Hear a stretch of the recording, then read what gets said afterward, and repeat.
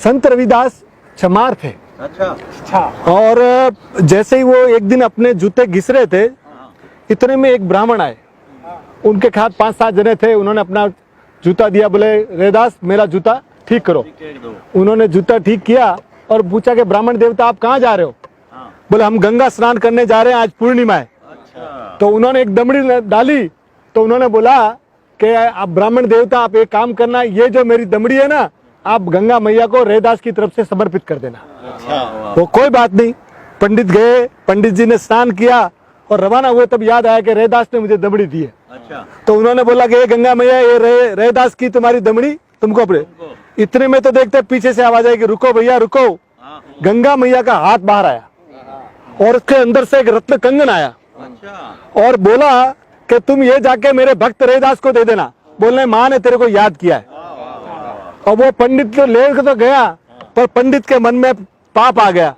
उसने सोचा अभी रविदास को क्या मालूम कि मुझे ये दिया है, तो अपने तो इसको राजा को बेच के पैसा कमा लेते हैं। तो वो गया राजा के पास। राजा के पास जाके बोला ये लीजिए कंगन। राजा ने ऐसा कंगन लाइफ में नहीं देखा कभी। तो सब जौहरी वौहरी इकट्ठे हो गए। तो बोला साहब इसके लिए मुझे आप। अब राजा ने जैसे ही रानी को दिया, रानी ने बोला एक हाथ में कंगन अच्छा नहीं लगता है, मुझे तो दूसरा कंगन भी चाहिए। अब पंडित को बोला, बोले पंडित की जान, बोला तुम नहीं लाया तो तेरे को मार देंगे। अब पंडित के जान सांसें आ गई। बोला मैंने तो कभी, बोले तो बोले पंडित को फिर झूठ बोला नहीं गया।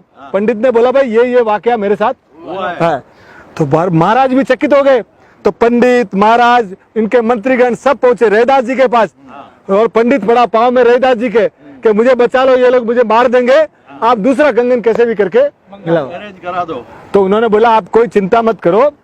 उनकी जो पानी लेने की जो कटौती होती है ना बर्तन की, उसमें उन्होंने गंगा मैया को याद किया और हाथ डाला तो कंगन ही कंगन निकलने लगे, रत्न कंगन। बोला ये लगो। तब ये लगा कि मन चंगा तो कटौती में गंगा। अगर आपका मन साफ है ना, तो आपको कोई पुण्य तीर्थ वीर्थ कहीं जाने की जरूरत नहीं है। अंदर आपका अगर साफ है तो वो इतने बड़े संत थे कि माँ मीरा जब आई, मीरा तो शतरानी थी और ये चमार थे, तो फिर भी मीरा ने क्या बोला, गुरु मिलिया रविदास। तो इतने महान संत अपने यहाँ हुए। भक्ति परंपरा में उनसे बड़ा, यानी ये जो आसमान में सितारे हैं ना, उनमें ध्रुव सितारा संत रविदास है। बोलो संत रविदास की जय।